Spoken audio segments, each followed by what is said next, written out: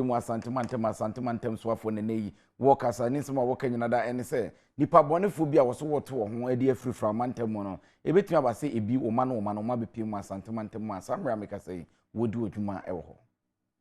mintimi hu se menka se atuantikuo ana atuatifo ku a omo wo framantem a omo si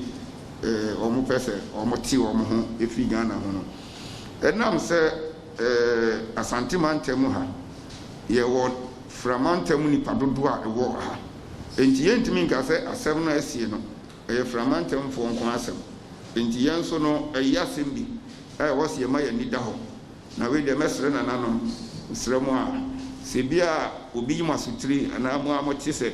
nipa ku bi hye ba bia bia o mo ye training bia o mo training no hu ade o mo de koye ana o mo su ni o mo ban bi e koso no ye papa mo yi asutira quickly no e betimi akoche wo mo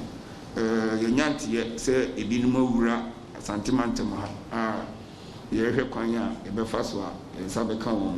enti no saa ne ma titiri miensan ama bambo no na wasa ye maso e koso yi se ne be ya obian ema oyo ne bi e memetu yen e wo mantem no